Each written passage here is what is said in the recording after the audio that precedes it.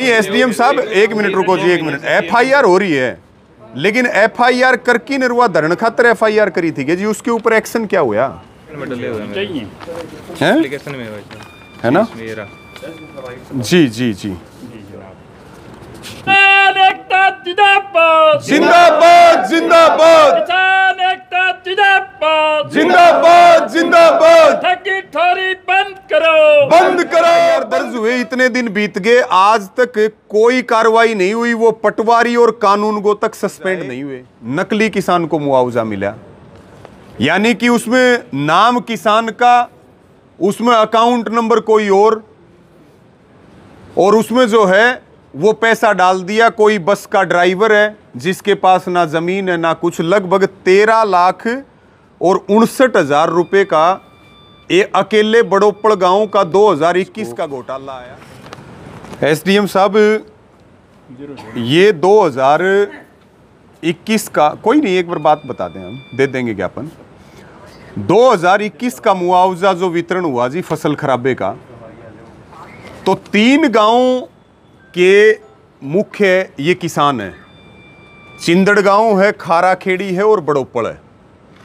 और इसमें मुआवजा असली किसान को मिलने की बजाय नकली किसान को मुआवजा मिला, यानी कि उसमें नाम किसान का, उसमें अकाउंट नंबर कोई और उसमें जो है वो पैसा डाल दिया कोई बस का ड्राइवर है जिसके पास ना जमीन है ना कुछ। लगभग 13,59,000 रुपए का ये अकेले बड़ोपड़ गांव का 2021 का घोटाला आया। उसमें 27 लोगों के ऊपर एफआईआर दर्ज हुई, जिसमें पटवारी, कानून गो, नंबरदार, उसमें सारे लोग हैं। और एफआईआर दर्ज हुए इतने दिन बीत गए, आज तक कोई कार्रवाई नहीं हुई। वो पटवारी और कानून गो तक सस्पेंड नहीं हुए।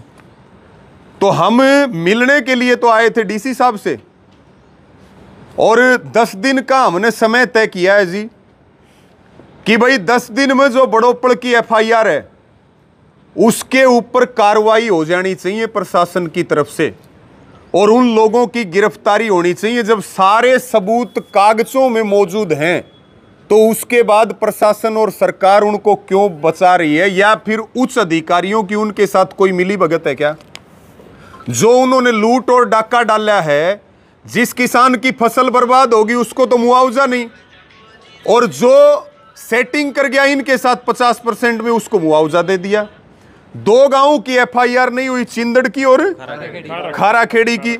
और हम डीसी साहब को आपके माध्यम से ये बात कहेंगे कि एक कमेटी बना के न आप 2020 से लेके और अब तक के जो मुआवजे बटे हैं आप निष्पक्ष जांच करवा लो। आपके जिले के रेवेन्यू डिपार्टमेंट के 90% लोग जेल में बैठे मिलेंगे आपको, 90% लोग। तो हम ज्ञापन देने आए हैं और बिल्कुल सख्त लहजे में ये बात कह रहे हैं कि जो एफआईआर हुई है उसके ऊपर हमें कार्रवाई चाहिए। जिनके ऊपर मुकदमा दर्ज नहीं हुआ है, बार बार किसान मांग कर रहे हैं, उन पे एफआईआर दर्ज करो और असल किसान को रिकवरी करके असल किसान को मुआवजा दो। नहीं तो 10 दिन के बाद हम केवल ये नहीं है कि भाई कागज का टुकड़ा पकड़ा गिर जाके हम सो जाएंगे। आज से हमारे साथी तैयारी शुरू कर देंगे। 10 दिन के बाद ट्रैक्टर ट्रालियों के साथ पूरे जिले के किसान जो है वो हम इसी सेक्रेटरीट के ऊपर पड़ाव डालेंगे। हमारा ये सवाल है, हमारे जिले में भिवानी में एक गांव में 2.5 लाख का घोटाला होया, हमारे डीसी ने तुरंत एफआईआर करवाई, तुरंत जेल भेजा, तुरंत सस्पेंड किया। और यहाँ पे 14 लाख का घोटाला एक गांव का, और जिला प्रशासन आंख बंद करके बैठा है। घोटाला करने वाले लोग सरेआम नौकरी कर रहे हैं। तो ये हमारा सवाल है एसडीएम साहब, इसके ऊपर जवाब देना चाहिए। प्रशासन की क्या जिम्मेदारी है? क्यों घोटालेबाजों को बचा रहे हो आप लोग?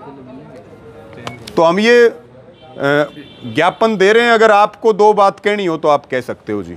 कोई नहीं, आपने ज्ञापन देना है। बात तो क्या, इसकी इंक्वायरी जो है एफआईआर तो हो रही है, बाकी इंक्वायरी नहीं। एसडीएम साहब एक मिनट रुको जी, एक मिनट। एफआईआर हो रही है, लेकिन एफआईआर कर की निर्वाह धरण खातर एफआईआर करी थी जी, उसके ऊपर एक्शन क्या हुआ?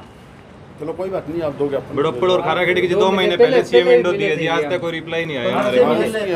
15 दिन पहले ज्ञापन देके गए हैं। एक कंप्लेंट और भी है, उसकी इंक्वायरी कर रहे हैं हम। एसडीएम साहब ये बड़ा वाजिब मुद्दा है। देखो करप्शन के खिलाफ आप लोग भी हो, करप्शन के खिलाफ आप लोग भी हो। आप एक मिनट जी, आप भी चाहते हो भाई असल किसान को मुआवजा मिले।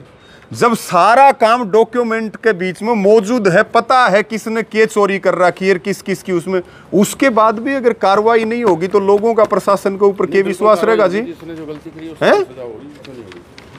तो एसडीएम साहब 10 दिन का टाइम है, डीसी साहब ने बता दियो, वार खाली नहीं जान देंगे हम, जो है ना एक्शन लेंगे। ठीक है, लो एक बार इधर प्रधान जी लो। आज साथी